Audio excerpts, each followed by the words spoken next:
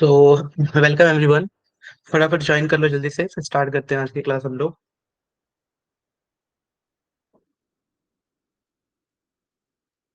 ठीक है। तो क्या कर रहे थे हम लोग? बेसिकली हाइड्रोकार्बन कर रहे थे। ठीक है, मेथड ऑफ प्रिपरेशन हो गया। कल हम लोग केमिकल प्रॉपर्टीज हम लोगों ने स्टार्ट किया था। ठीक है, तो केमिकल प्रॉपर्टीज के अंदर भी हम लोगों ने काफी सारे मेथड, जो सब्स्टिट्यूशन है, फ्री रेडिकल सब्स्टिट्यूशन है, उसका मैकेनिज्म है, या फिर कंबस्शन रिएक्शन है, सबके एल्कीन एल्कीन एल्काइन सबके लिए एक जनरल फॉर्मूला जो था, ये सारी चीजें हम लोगों ने ऑलरेडी पढ़ ली थी। ठीक है, तो अब हमारा नेक्स्ट स्टार्ट होता है। ठीक है, कि हमें नेक्स्ट क्या करना है, और यहाँ से तो जल्दी जल्दी ज्वाइन करो फटाफट, फिर स्टार्ट करते हैं विद इन 1 मिनट, राइट।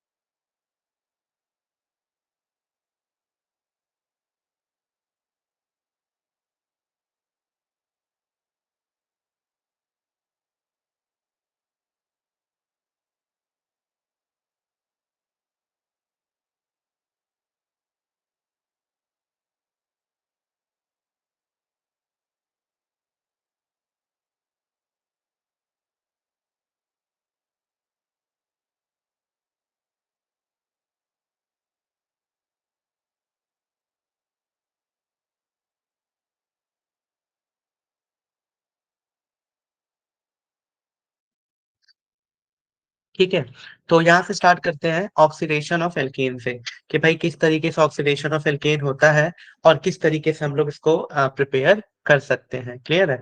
तो चलो देखते हैं फटाफट भाई कि ऑक्सीडेशन ऑफ एल्केन का मतलब क्या है। तो जनरली जो एल्केन्स होते हैं, राइट, तो जनरली एल्केन्स रेजिस्ट ऑक्सीडेशन। तो ये बात आप सबको याद रखना है कि जनरली जो एल्केन्स होते हैं वो ऑक्सीडेशन को रेजिस्ट करते हैं। But alkanes having tertiary hydrogen atom can be oxidise to alcohol by KMnO4। तो ये बड़ा इंपॉर्टेंट है कि मतलब जनरली अगर मैं 1 degree 2 degree, 1 degree 2 degree 3 degree कैसे समझते हो? जैसे मैंने बोला कि मान लो मेरे पास कुछ इस तरीके का एल्केन है, CH3 so this is known as 1 degree alkane है मेरे पास कोई। ठीक है, और अब मैं बोलूँ कि मेरे पास यहाँ पे कोई इस तरीके का एल्केन है, CH3 है, CH है, यहाँ पे CH3 है, फिर again CH3। So this is called 2nd degree alkane, right. So this is 1 degree 2nd degree. और 3 डिग्री का मतलब क्या होता है कि मान लो मेरे पास कुछ इस तरीके से है कि we have CH3 like this, CH3, 3 CH3 के ग्रुप है एंड 1 हाइड्रोजन एटम, राइट। सो ये एग्जांपल होता है 3 डिग्री एल्केन का, हाइड्रोकार्बन का। ठीक है, तो ये क्या बोल रहा है कि जनरली जो एल्केन्स होते हैं ना, दे रेजिस्ट ऑक्सीडेशन, वो ऑक्सीडेशन को रेजिस्ट करते हैं। But alkanes having tertiary hydrogen atom can be oxidise to alcohol by KMnO4। लेकिन जो ऐसे होते हैं एल्केन्स जो टर्सरी हाइड्रोजन जिनके पास हो, वो जल्दी से ऑक्सीडाइज हो जाते हैं। मतलब ये वाला आप देख रहे हो, ये 3 डिग्री वाला, ये वाला हाइड्रोजन, तो ये जल्दी से ऑक्सीडाइज हो जाएगा। देखो ऑक्सीडाइज का मतलब क्या होता है नॉर्मली अगर आप समझो तो, ऑक्सीडाइज के दो मतलब है, या तो ऑक्सीजन का एडिशन, या फिर मैं ये भी तो बोल सकता हूँ कि कितना जल्दी हाइड्रोजन वहां से रिलीज हो रहा है। तो क्योंकि ये वाला जो हाइड्रोजन है, ये जल्दी से O को अपने अंदर क्यों अटैच कर लेगा? क्या रीजन है? क्योंकि इस वाले O पे ना, ध्यान से आप देखो, तो अच्छा खासा पॉजिटिव चार्ज है। ठीक है, इसके चलते वो आसानी से O को अपनी तरफ खींच लेता है। ठीक है, O को अट्रैक्ट कर लेता है। तो याद रखना है कि जब भी टर्सरी एल्केन्स का KMnO4 के साथ ऑक्सीडेशन करेंगे, तो हम लोगों को टर्सरी अल्कोहल मिलने वाला है। देखो ये टर्सरी अल्कोहल मिला, कुछ नहीं, यहाँ पे H के साथ एक O आके जुड़ गया, तो CH3 थ्राइस COH। तो जब भी इसका ऑक्सीडेशन करते हैं तो कुछ इस तरीके का प्रोडक्ट मिलता है। Is this clear to everyone? एक बार बता दो सभी लोग, क्लियर है ना ये चीज?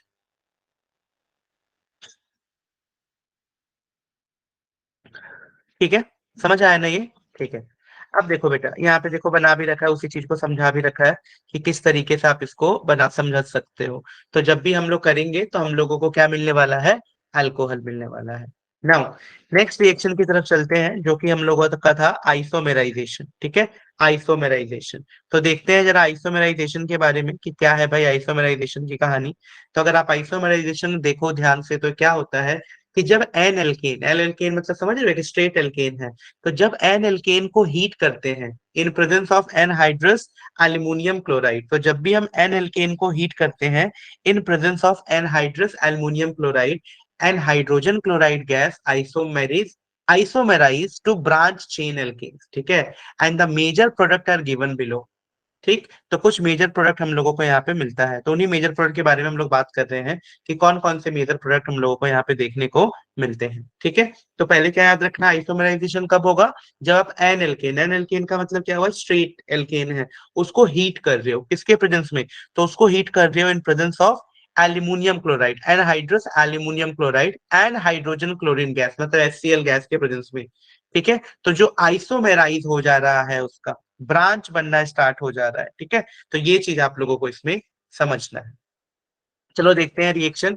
मान लो हमारे पास एन ब्यूटेन है, क्लियर है सबको ये चीज, एन ब्यूटेन लिखा हुआ है, एक बार मैं भी लिख देता हूँ दोबारा। ठीक है, ये रहा, एन ब्यूटेन है, मतलब मान लो हमारे पास है बेटा CH3, CH2, CH2 और CH3। ठीक है, मान लो ये रहा हम लोगों के पास एन ब्यूटेन। तो मान लो हमारे पास एन ब्यूटेन है, और इस एन ब्यूटेन को जैसे ही ट्रीट करेंगे in presence of AlCl3 and some HCl।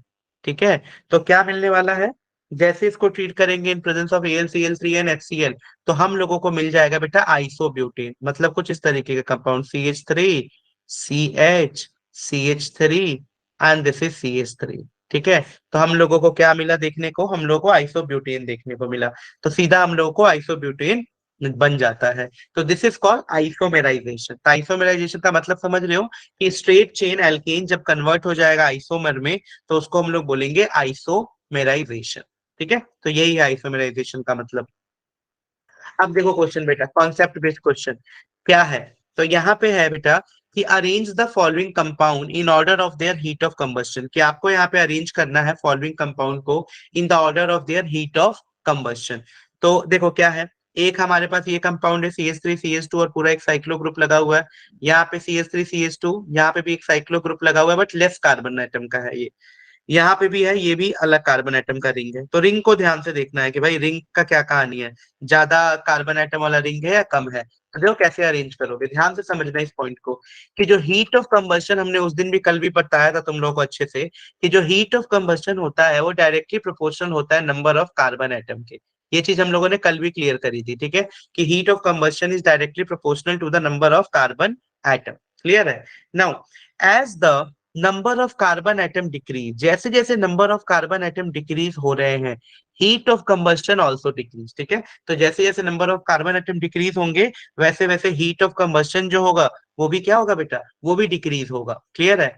अब स्ट्रक्चर वन हैज, ध्यान से अगर आप देखोगे स्ट्रक्चर वन को, तो structure one has 2+7 member ring, है ना, 2+7 मेंबर रिंग, स्ट्रक्चर वन को देखो, दो कार्बन तो यहाँ दिख रहे हैं आप सबको, दो कार्बन, और 7 मेंबर की एक रिंग दिख रही है, 7 मेंबर की क्या दिख रही है, 7 मेंबर की एक आप लोगों को रिंग दिख रही है। क्लियर है, तो दो ये हो गया और 7 मेंबर की एक आप लोगों को रिंग दिख रही है, तो कितने कार्बन हो गए टोटल यहाँ पे, तो यहाँ पे टोटल कार्बन हो गए आपके 9। कितने कार्बन हो गए, 9। यहाँ पे देखो बेटा, दो तो ये कार्बन दिख रहा है, और रिंग में कितने कार्बन है, ध्यान से देखो, 1 2 3 4 5 6, यानी 2+6 दैट इज 8 कार्बन। तो यहाँ पे कितने कार्बन दिख गए आपको, 8 कार्बन देखने को मिल रहे हैं, तो यहाँ पे हम लोगों को 8 कार्बन देखने को मिल रहे हैं। सिमिलरली यहाँ पे देखो, दो तो ये रहे, और 1 2 3 4 और 5, यानी 5+2 दैट इज 2+5 दैट इज 7। तो बताओ सबसे ज्यादा कार्बन एटम किसमें है, पहले वाले में है कि नहीं, है ना पहले वाले में, तो सबसे ज्यादा कार्बन एटम कौन से में है बेटा, फर्स्ट वाले में है ऑब्वियसली, फर्स्ट वाले में कार्बन एटम सबसे ज्यादा है 9। तो हमने यहाँ पे क्या पढ़ा है, हमने यहाँ पे साफ साफ पढ़ा है कि हीट ऑफ कंबस्शन जो होता है, ठीक है, heat of combustion, so heat of combustion is directly proportional to the number of carbon atom, right? So heat of combustion is directly proportional to the number of carbon atom. So as the number of carbon atom decrease, वो decrease हो रहा है, यानी so the order of heat combustion क्या होगा, सबसे ज्यादा one, फिर टू, फिर थ्री। क्यों? क्योंकि वन में सबसे ज्यादा कार्बन एटम है, फिर टू और थ्री में सबसे कम है, इसीलिए उसका सबसे कम है। तो नाइन, एट एंड सेवन। तो इस तरीके से हम इसको क्लासिफाई कर सकते हैं। जल्दी बताओ भाई, ये क्लियर हुआ कि नहीं चीज आप लोगों को? क्लियर हुआ सबको? ये कैसे आ रहा है ये? फटाफट फटाफट बताओ।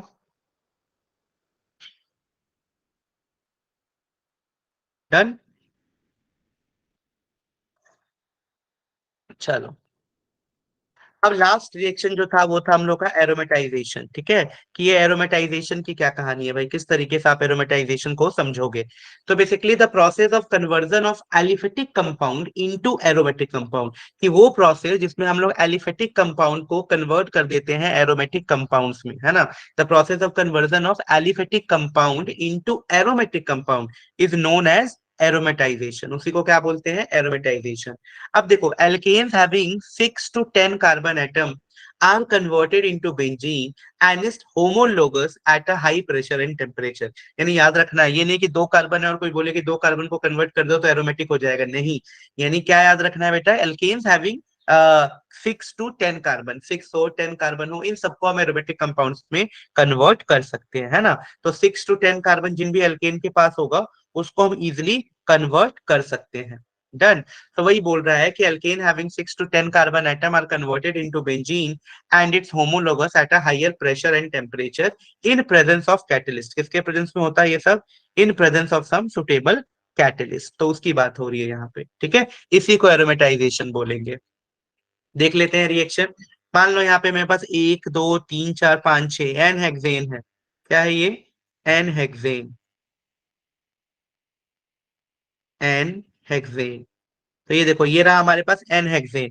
और इस एन हेक्सेन को मैंने ट्रीट किया किसके साथ? ये कैटलिस्ट बहुत जरूरी याद रखना बेटा। Cr2O3 और भी से V2O5 और भी से MO2O3, है ना? तो कुछ भी ले सकते हो, Cr2O3 भी ले सकते हो, V2O5 भी ले सकते हो, या फिर MO2O3 भी लिख सकते हो। और कितना टेम्परेचर लेना है? 773 केल्विन और 10 से लेके 20 एटीएम का प्रेशर। तो अगर आप इसको एन हेक्सेन को हीट करोगे तो आपको क्या मिल जाएगा? बेंजीन। क्या मिल जाएगा? बेंजीन। उसी तरीके से 6 कार्बन की जगह अगर आप 7 कार्बन लेते तो आपको टोल्यूइन मिल जाएगा, बेंजीन के ऊपर लगा हुआ एक CH3।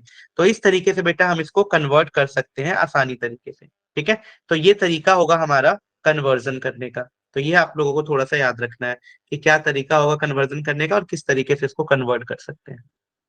डन।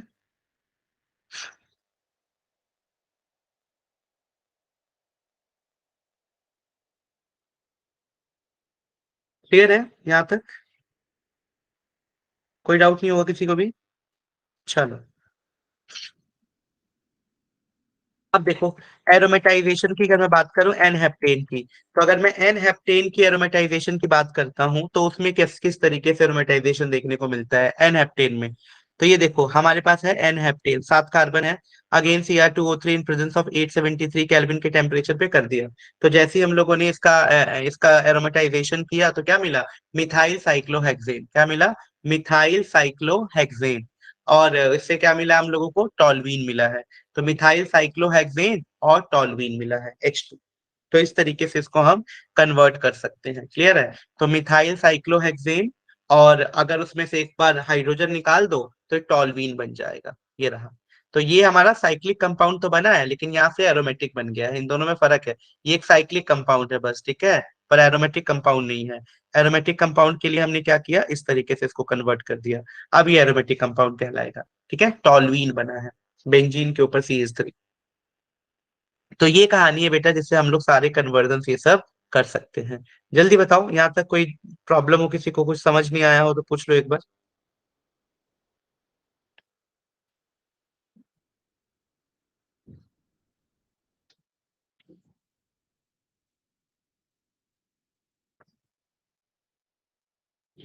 क्लियर है? चलो, नेक्स्ट आता है हम लोग का रिएक्शन विद स्टीम, ठीक है? तो नेक्स्ट आता है हम लोग का रिएक्शन विद स्टीम, कि भाई स्टीम के साथ क्या रिएक्शन होती है एल्केन्स की। तो ध्यान से समझो, इसको क्या बोलते हैं? तो these are also called reforming reaction, ठीक है, इनको रिफॉर्मिंग रिएक्शंस के नाम से भी जानते हैं। And this method is use for the industrial preparation of hydrogen, और इस मेथड को कहाँ यूज करते हैं? इंडस्ट्रियल प्रिपरेशन करने के लिए, किसका? हाइड्रोजन का। तो this method is use for the industrial preparation of hydrogen, और इसको एक इंपॉर्टेंट नाम से जानते हैं, वो नाम याद रखना है। तो this is also called the reforming reaction, तो रिफॉर्मिंग रिएक्शन के नाम से इसको जानते हैं। देखो क्या है, तो हमारे पास है CH4, ठीक है, तो हमारे पास है CH4 और है H2O। तो जैसे ही CH4 और H2O को हमने ट्रीट किया, CH4 और H2O को हमने ट्रीट किया in presence of nickel as a catalyst, और बहुत ज्यादा टेम्परेचर लिया है 1270 केल्विन के अराउंड, तो हमें क्या मिलता है? CO+H2। क्या मिलता है बेटा? CO+H2। तो इसी को हम बोलते हैं रिएक्शन विद स्टीम, इसमें कार्बन मोनोऑक्साइड और हाइड्रोजन गैस मिलता है, ठीक है। तो ये हमारा मेन रिएक्शन है कि जब भी एल्केन को हीट करेंगे स्टीम के साथ, तो हमें ये प्रोडक्ट देखने को मिलेगा, ठीक। चल, नाउ अब हमारा नेक्स्ट जो है उसको बोलते हैं पायरोलिसिस। इसको थोड़ा स्टार्टिंग में भी तुमने सुना था कि what do you mean by this term pyrolysis. तो पायरोलिसिस में क्या होता है बेसिकली बेटा? हेयर पायरो का मतलब होता है हीट, तो पायरो का मतलब क्या होता है? हीट। एंड लिसिस का मतलब होता है ब्रेक डाउन, ठीक है, लिसिस का मतलब होता है ब्रेक डाउन। तो पायरो का मतलब हो गया हीट, और लिसिस का मतलब हो गया ब्रेक डाउन, यानी हीटिंग अ सब्सटेंस, ठीक है, heating a substance in absence of air until it decompose, है ना। यानी एक ऐसा प्रोसेस है कि हीट करना है सब्सटेंस को in absence of air until it decompose, यानी आप हीट करते जाओ सब्सटेंस को, करते जाओ जब तक ये डिकम्पोज नहीं हो जाता, जब तक ये टूट नहीं जाता। यानी बेसिकली जो हाइयर एल्केन्स होते हैं, हाइयर एल्केन्स, बड़े बड़े एल्केन्स ऑन हीटिंग, वो छोटे एल्केन में और भी से एल्कीन में और भी से एल्काइन में कन्वर्ट हो जाते हैं, तो इसी को हम लोग बोलते हैं पायरोलिसिस, ठीक है। तो पायरोलिसिस को हमेशा ध्यान से समझना है। पायरोलिसिस कहने का मतलब क्या हो गया कि जब हम बड़े बड़े एल्केन्स को, हाइयर एल्केन्स को जैसे हीट करते हैं, तो वो टूटना शुरू हो जाते हैं। अब वो किस में टूट सकते हैं? छोटे एल्केन में भी टूट सकते हैं, एल्कीन में भी टूट सकते हैं, और एल्काइन में भी टूट सकते हैं, ठीक है। जैसे कि एग्जाम्पल से समझते हैं, पायरोलिसिस ऑफ हेक्सेन। तो मान लो किसी ने बोला कि पायरोलिसिस ऑफ हेक्सेन कराना है, तो मुझे बताओ पायरोलिसिस ऑफ हेक्सेन जब आप कराएंगे तो क्या प्रोडक्ट आपको मिलने वाला है, ठीक है, किसमें? पायरोलिसिस ऑफ हेक्सेन में। तो देखो फटाफट देखते हैं कि जब आप पायरोलिसिस ऑफ हेक्सेन करोगे तो आपको क्या क्या चीजें देखने को मिलेंगी। तो सबसे पहले पायरोलिसिस ऑफ हेक्सेन के अंदर ये देखो, ठीक है, सो ये हो गया पायरोलिसिस ऑफ हेक्सेन। तो जैसे ही पायरोलिसिस ऑफ हेक्सेन करोगे बेटा, तो आपको जो इंपॉर्टेंट चीज है, देखो ये हो गया आप लोग का हेक्सेन। तो देखो यहाँ पे क्या क्या मिल रहा है, हमें यहाँ पे मिल रहा है C6H12, हमें यहाँ पे मिल रहा है C4H8, हमें यहाँ पे मिल रहा है C3H6, देख रहे हो। तो हम लोग को यहाँ पे एल्केन भी मिला है, एल्कीन भी मिला है, और एल्काइन भी मिला है। तो दोनों चीजों में ये टूट रहा है, ठीक है, दोनों चीजें हम लोगों को यहाँ पे मिलती हुई दिख रही हैं, ठीक है, दोनों की दोनों चीजें हम लोगों को यहाँ पे मिलती हुई दिखाई दे रही हैं। तो यही हो गया बेटा हम लोगों का बेसिकली जो हम बोलते हैं कि पायरोलिसिस का मतलब क्या है। तो पायरोलिसिस का, अब जैसे मान लो यहाँ पे डोडेकेन आ गया पायरोलिसिस में, कि बताओ भाई, दो डेकेन मतलब 12 कार्बन है, इसका अगर आप पायरोलिसिस करते हो तो आपको क्या देखने को मिलेगा, ठीक है, दो डेकेन का अगर आप पायरोलिसिस करोगे तो आपको क्या मिलने वाला है। तो ध्यान से देखो क्या मिलने वाला है। यहाँ पे हो गया C12H26 है, तो इसका जैसे ही करोगे तो C7 और H16, मतलब एक एल्केन मिला, एक तो मिला एल्केन। हम्म, दूसरा देखो, दूसरा एल्कीन भी मिल रहा है, और साथ में कुछ अदर प्रोडक्ट्स भी मिल रहे हैं, ठीक है, साथ में कुछ अदर प्रोडक्ट्स भी देखने को मिल रहे हैं।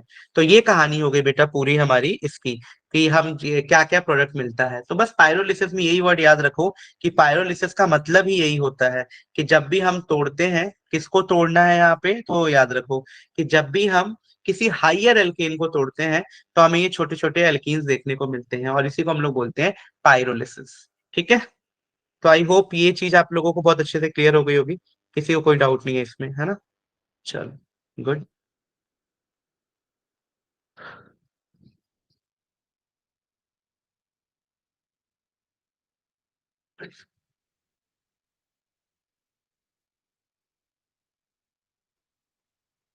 ठीक है, तो इसी के साथ बेटा हम लोग का जो मेथड ऑफ प्रिपरेशन था, मेथड ऑफ प्रॉपर्टीज और केमिकल प्रॉपर्टीज, पूरा ये पूरा हम लोगों का कंप्लीट हो गया है। किसके बारे में बात कर रहा हूँ? अगर मैं एल्केन की बात करूं तो हमारा ये पूरा यहाँ पे कंप्लीट हो चुका है। एल्केन के लिए हमारे पास अब कुछ भी नहीं है इसमें। ये जितना भी एल्केन से रिलेटेड सब कुछ मैथड्स वगैरह थे वो हम लोगों ने कंप्लीट कर लिए, राइट। नाउ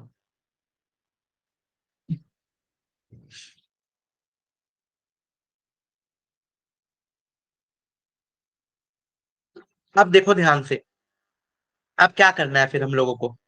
अब हमारा शुरू होता है यहाँ से एल्कीन, ठीक है। यहाँ से हमारा क्या शुरू होगा बेटा, एल्कीन।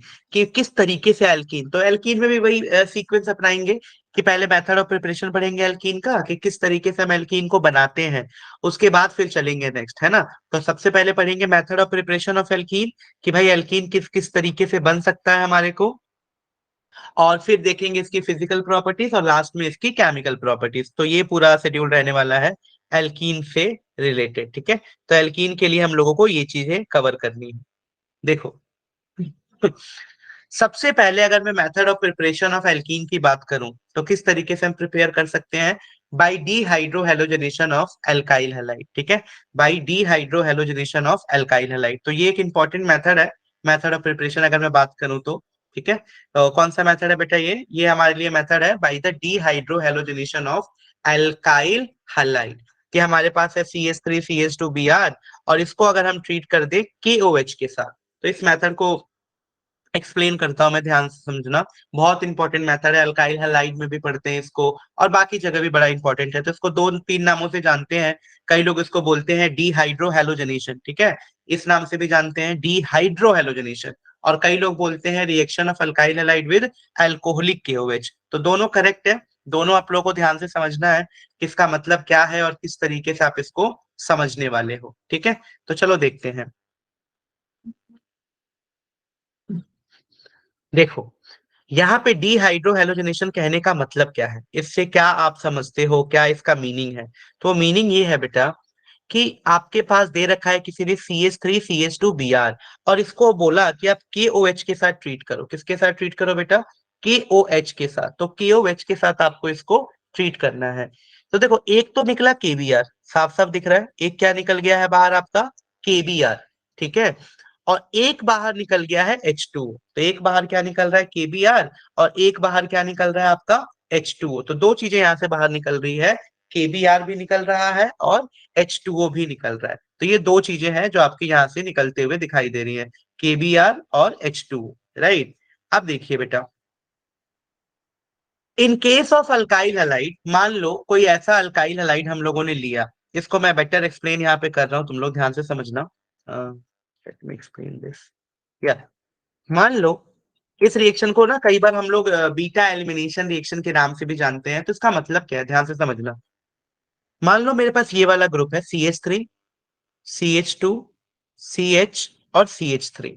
अब मुझे बात बताओ, एक कहाँ पे ग्रुप लगा हुआ है। तो आप सबको दिख रहा है साफ साफ कि एक ग्रुप Br यहाँ लगा हुआ है, ठीक है। Br यहाँ लगा हुआ है हम लोग का, CH के नीचे क्या लगा हुआ है, Br लगा हुआ है, ठीक है। तो ये चीज समझ आती है बेटा। जिस वहां पे Br लगा होता है ना, वो कार्बन कहलाता है अल्फा कार्बन।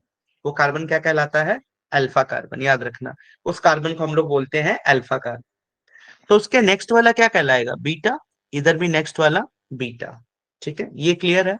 अब KOH के साथ आपको इसका रिएक्शन कराना है, इसके साथ KOH के साथ, ठीक है। तो अल्कोहलिक KOH के साथ आप इसका रिएक्शन करा रहे हो। हुआ क्या रिएक्शन में, एक तो KBr निकलेगा, उसमें कोई प्रॉब्लम नहीं है। अब बात है कि H2O के लिए एक H चाहिए, वो मैं H कहाँ से ले रहा हूँ, ठीक है। वो बात आता है कि H2O के लिए जो H चाहिए वो मैं H कहाँ से लूँ, ठीक है। मेन बात ये आता है कि H कहाँ से लेना है। देखो बेटा H कहाँ से लोगे आप, H लेने का क्या तरीका है।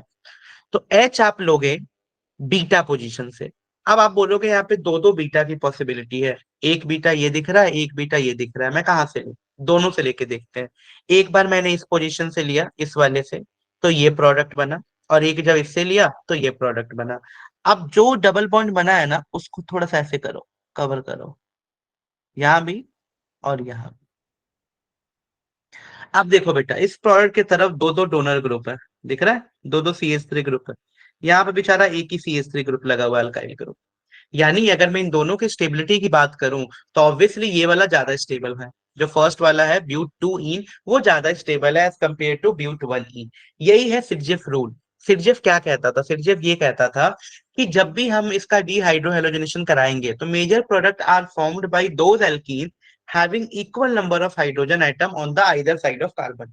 तो जिसमें कार्बन के दोनों बगल इक्वल नंबर, और भी सेम, जिसमें कार्बन के दोनों बगल बराबर बराबर डबल एटम्स होंगे, ठीक है, कार्बन के दोनों बगल equal number of double bonds होंगे, उसी को हम लोग बोलेंगे कि ये हमारा क्या है, ये है हम लोगों का मेजर प्रोडक्ट। मतलब कार्बन देखना है और आपको देखना है डबल बॉन्ड के दोनों बस हाइड्रोजन होने चाहिए बराबर बराबर, ठीक है। और इधर एक और चीज से समझ सकते हो कि यहाँ पे दो दो CH3 ग्रुप दिख रहे हैं डोनर के लिए, जबकि यहाँ पे एक ही CH3 ग्रुप दिख रहा है। तो अगर मैं स्टेबिलिटी की भी बात करता तो भी मैं बोल सकता था कि यहाँ पे जो कटायन बनेगा, कार्बोकटायन बनेगा, वो ज्यादा स्टेबल होगा as compare to the second one. तो ये मेजर प्रोडक्ट बनता है, ये माइनर प्रोडक्ट बनता है। ये वाली चीज क्लियर हुई कि नहीं, जल्दी बताओ। हम यहाँ पे एल्कीन बना रहे थे, तो एल्कीन बनाने का तो तरीका इथीन हो गया, लेकिन अगर इस तरीके का कोई आ जाए अल्काइल हैलाइड जिसमें दो दो बीटा की पोजीशन हो और वहां पे अगर सिलेक्शन करना हो, तो मेजर प्रोडक्ट ये बनाएगा ब्यूट टू इन, ये मेजर है, और दिस वन इज माइनर, ये क्या है बेटा, माइनर है। और कौन बताता है इन सब मेजर माइनर को? तो एक रूल है, सिरजेफ रूल, वो बताता है कि कौन मेजर बनाएगा और कौन माइनर बनाएगा, ठीक है। Now the reactivity of alkyl halides towards the elimination reaction follows the order. कौन सा ऑर्डर है? सबसे ज्यादा टर्सरी, फिर सेकेंडरी और प्राइमरी। तो देखो ना, ये सेकेंडरी है, ये सेकेंड डिग्री का है, बिल्कुल। ये कौन सा है? 1 डिग्री। अगर 3 डिग्री होता तो और ज्यादा स्टेबल होता, और ज्यादा मेजर प्रोडक्ट बनाता। तो आपको ये रिएक्टिविटी का ऑर्डर याद रखना है, 3 डिग्री, 2 डिग्री एंड 1 डिग्री। जल्दी से बताओ ये चीज क्लियर हुई कि नहीं सभी लोग?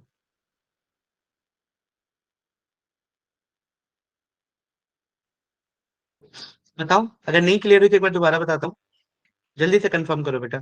क्लियर है ये चीज? पहला method, dehydrohalogenation of alkyl halide.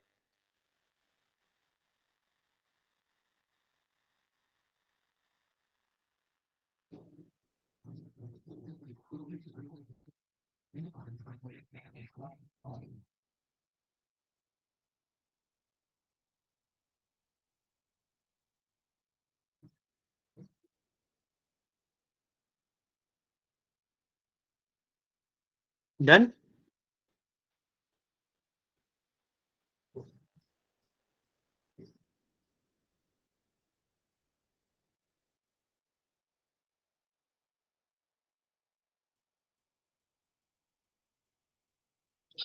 चलो,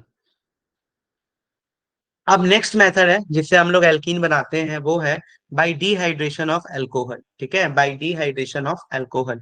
तो डिहाइड्रेशन अल्कोहल का करके भी हम लोग एल्कीन को बना सकते हैं। किस तरीके से बनाओगे, देखो ध्यान से। मान लो हमारे पास इथेनॉल है, इसका डिहाइड्रेशन करना है। तो जब भी इथेनॉल का डिहाइड्रेशन करते हैं eight H2SO4 eight 440 to 443 kelvin, होता क्या है बेटा, ये देखो, ये OH दिख रहा है, इसको एक H चाहिए निकलने के लिए, वाटर मॉलिक्यूल। तो वो क्या करेगा, इस वाले पोजीशन से, ठीक है, इस वाले पोजीशन से, ये जो बीटा पोजीशन दिख रहा है, यहाँ से एक H ले लेगा, और क्या बन गया, इथीन का फॉर्मेशन हो गया। सेम टू सेम यही रिएक्शन हो सकती है Al2O3 के साथ भी, बस टेम्परेचर आपको 200 और बढ़ाना पड़ेगा, ठीक है, सेम रिएक्शन।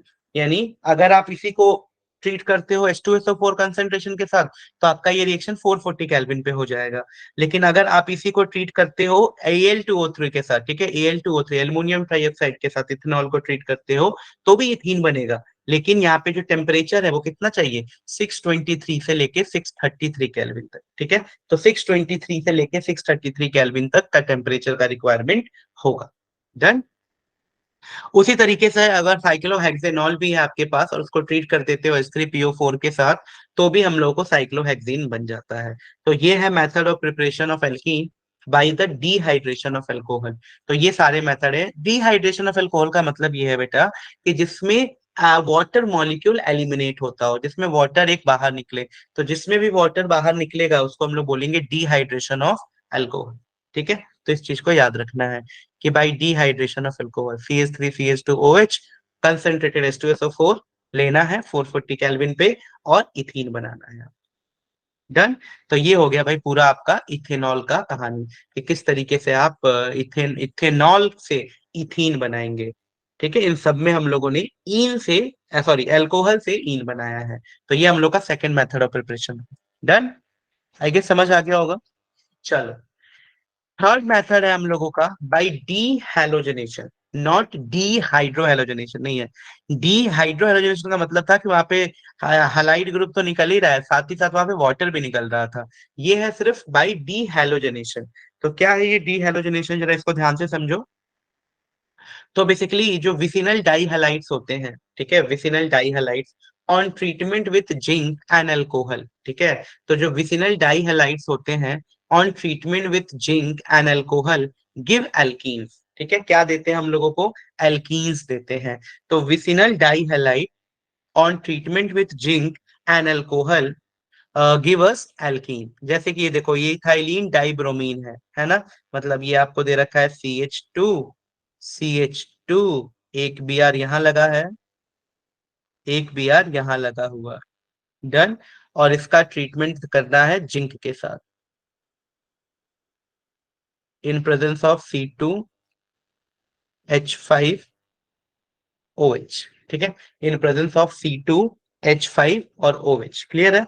तो C2H5 और OH के प्रेजेंस में हम लोगों को ये करना है, ठीक है। चलो, तो CH2 मिल गया, CH2 मिल गया, Br मिल गया, जिंक के साथ ट्रीट करो इन प्रेजेंस ऑफ इथेनॉल। तो क्या मिलता है, ये Zn जो है वो दो Br को लेके निकल जाएगा, ठीक है। तो ZnBr2 तो निकल गया, क्या निकल गया, ZnBr2। तो we left with ethene only, that is CH2 double bond CH2। तो इथीन देखने को मिलता है। तो ये एक method of preparation of alkene का इंपॉर्टेंट है, डी हैलोजनेशन, मतलब आप हैलोजन को बाहर कर दो, ठीक है। नेक्स्ट देखो बेटा, ये है बाई क्रैकिंग ऑफ एल्केन्स। ये तो अभी अभी बताया भी था तुम लोगों को, जो पायरोलिसिस की बातें हम पढ़ रहे थे कि किस तरीके से हीट करके जब करते हैं उसको। तो ये मेथड है बेटा बाई क्रैकिंग ऑफ एल्केन्स। तो क्रैकिंग ऑफ एल्केन्स का मतलब क्या है कि alkanes are prepared on large scale by cracking of hydrocarbon, ठीक है। यानी जो एल्केन्स होते हैं, एल्कीन्स सॉरी, जो एल्कीन्स होते हैं उनको जब लार्ज स्केल पे इंडस्ट्रियल मेथड में प्रिपेयर करना हो, बहुत ज्यादा क्वांटिटी में प्रिपेयर करना हो, तो alkenes are prepared on the large scale by cracking of hydrocarbon. किस तरीके से प्रिपेयर करेंगे, हाइड्रोकार्बन का क्रैकिंग करके। जैसे कि मान लो मेरे पास ये है CH3 एल्कीन, इसको बहुत ज्यादा हाई टेम्परेचर से हीट किया तो ये किसमें कन्वर्ट हो गया, CH2 और CH2 एल्कीन में, और हाइड्रोजन बाहर आ गया। उसी तरीके से मान लो मेरे पास ये है एन हेक्सेन, राइट। सो एन हेक्सेन को जैसे ही हाई टेम्परेचर पे हीट किया तो देखो इसने क्या क्या दिया, कुछ मीथेन भी दिया, कुछ इथीन भी दिया, और कुछ ये इस तरह का इथीन भी दिया, छोटे बड़े हर तरह के इथीन और इथेन दिए, और कुछ अदर प्रोडक्ट्स भी मिल सकते हैं। So ethene and propene are use extensively for the production of polymer, है ना। तो यहाँ से जो इथीन मिला है आपको, ये इथीन और ये प्रोपीन, इसको हम यूज करते हैं पॉलीमर में। पॉलीमर आप ट्वेल्थ क्लास में पढ़ोगे बेटा, क्या होता है बेसिकली, आप सबने नाम सुना होगा पॉलिथीन का, है ना, पॉलीथीन।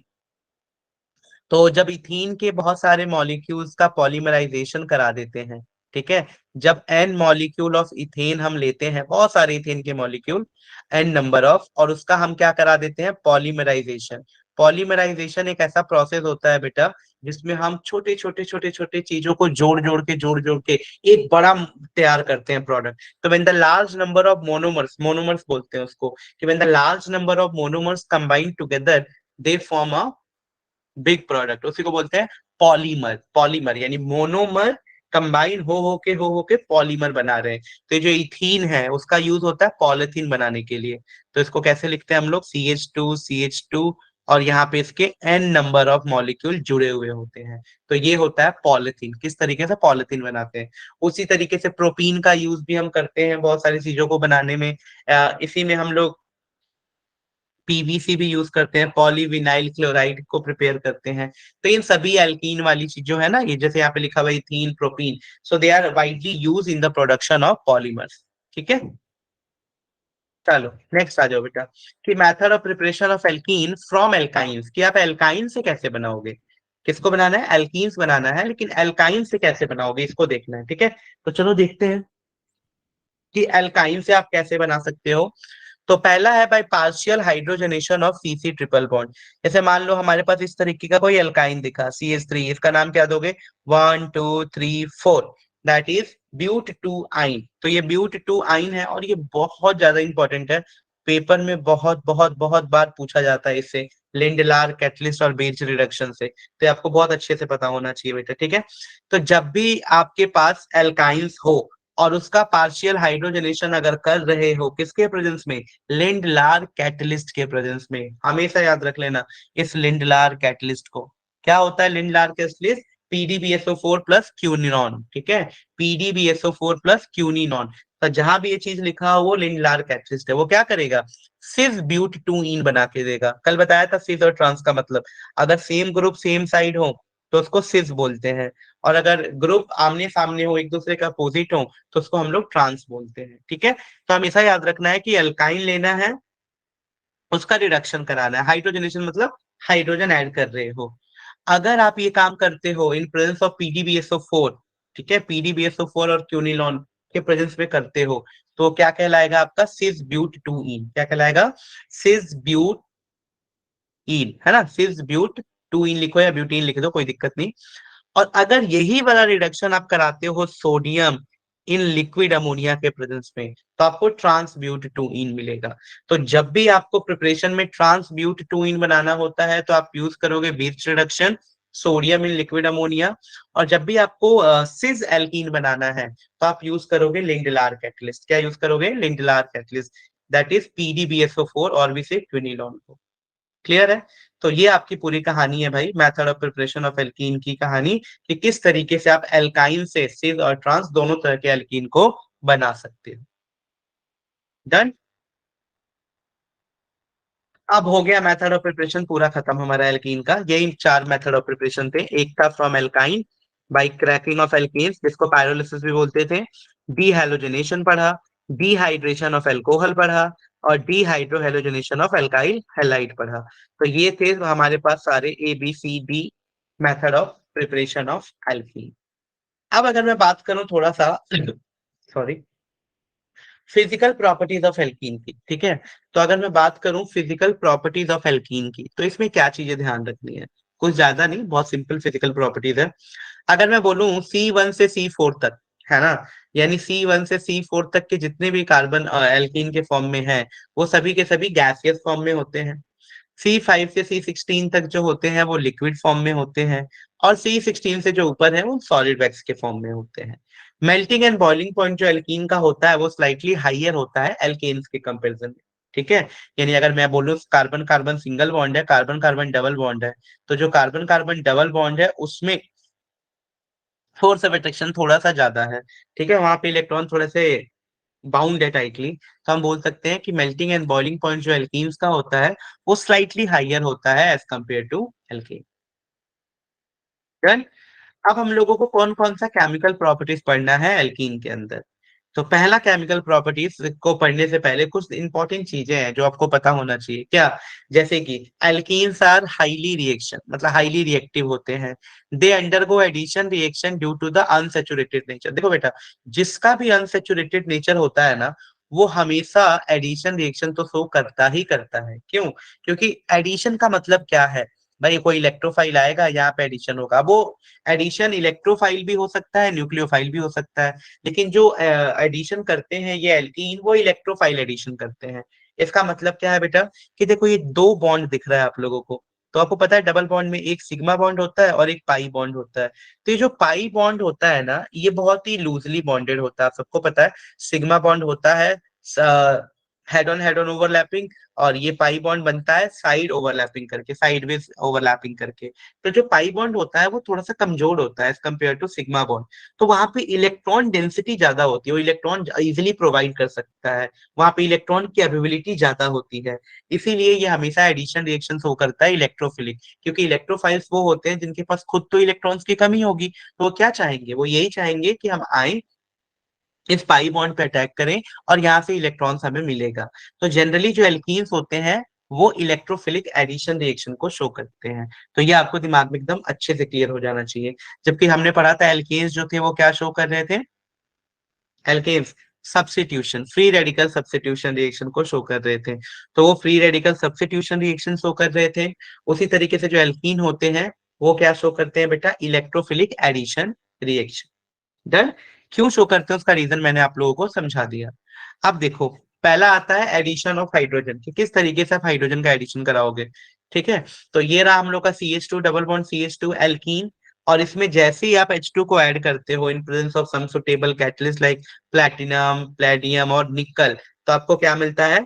एल्कीन मिलता है। क्या मिल जाएगा? एल्कीन। तो इस चीज को ध्यान रखना है, ये हम लोगों ने वहां भी पढ़ा था method of preparation of alkene में भी, कि किस तरीके से हम लोग एल्कीन से एल्केन बनाते हैं। अगला है addition of bromine. So chlorine and bromine added to alkene at ordinary temperature to form vicinal dihalide. क्या बनाते हैं बेटा? Vicinal dihalide. अभी समझेंगे विसिनल डाइहैलाइड का क्या चक्कर है। तो देखो हमारे पास है इथीन, और भी से इथाइलिन, भी बात एक ही है। इसको जैसे ट्रीट करते हैं Br2 के साथ, जैसे मतलब इसमें Br2 को हम ऐड करते हैं इन प्रेजेंस ऑफ CCl4, तो देखो क्या हो रहा है। हम सबको पता है कि भाई Br2 आएगा एक इलेक्ट्रोफाइल बन के, और यहाँ पे देखो लूजली बाउंडेड पाई इलेक्ट्रॉन है, तो आसानी से इससे इलेक्ट्रॉन मिल जाएंगे। तो Br मिल गया, इसी को बोलते हैं इथाइलिन डाई ब्रोमाइड। यानी in the reaction of alkene with bromine, the red colour of bromine is discharge due to the formation of dibromide which is colourless. Therefore, this reaction is used as a test for the presence of carbon carbon double bond in the molecule. ये हमेशा याद रखना बेटा, इसको bromine water बोलते हैं, ये lab में मिल जाता है हम लोगों को। तो ब्रोमीन वाटर जो होता है ना, अगर आप लैब में देखोगे थोड़ा सा रेडिश कलर का होगा ब्रोमीन वाटर। लेकिन जैसे ही आप इसको रिएक्शन कराओगे इथीन के साथ, तो जो रेड कलर है, रेडिश कलर है, वो डिसअपेयर हो जाएगा और वो कलरलेस हो जाएगा।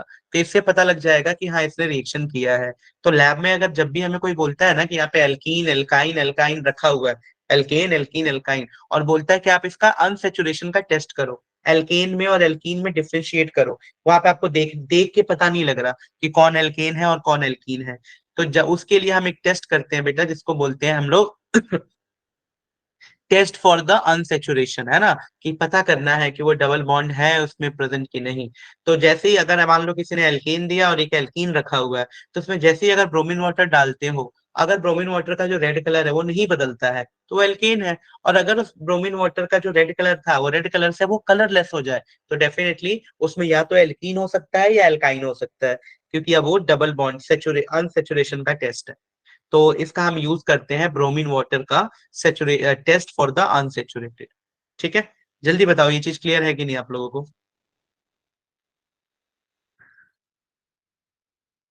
क्लियर है ये? एडिशन ऑफ ब्रोमीन किस तरीके से किया हम लोगों ने? So this is use as a test for the presence of carbon carbon double. देखो बेटा, नेक्स्ट है हम लोगों का that is addition of hydrogen halide. इसको तो बहुत डिटेल में भी करेंगे कल की क्लास में भी, क्योंकि यहाँ पे मार्कोनिक्स एंटी मार्कोनिक्स ये सारे रूल आने वाले हैं, तो उसको समझना है ध्यान से। अभी के लिए समझो कि जो एल्कीन होते हैं they readily undergo addition reaction with hydrogen halide like HCl, HBr, HI to form alkyl halide. ठीक है, ये CH2 डबल बॉन्ड CH2 हो गया प्लस HI हो गया, तो ये क्या बना रहा है? Ethyl iodide. क्या बना रहा है ये? इथाइल आयोडाइड बना रहा है, ये ध्यान से समझना है। An order of reactivity of a different halogen acid in this reaction क्या हो जाएगा? सबसे ज्यादा रिएक्टिव HI है, फिर HBr है, फिर HCl है। तो इस तरीके से हमें समझना है ना। यानी alkenes readily undergo addition reaction with the hydrogen halide like HCl, HBr, HI to form alkyl halide. ठीक है, और सबसे ज्यादा रिएक्टिविटी किसके साथ होती है? HI के साथ, बिकॉज HI का साइज थोड़ा सा बड़ा होता है। ठीक, सो this is all for today. कल हम इसको कंटिन्यू करेंगे, मार्कोनिक्स और एंटी मार्कोनिक्स रूल भी आ जाएगा इसमें, तो और डिटेल में बड़ा इंटरेस्टिंग होने वाला है वो।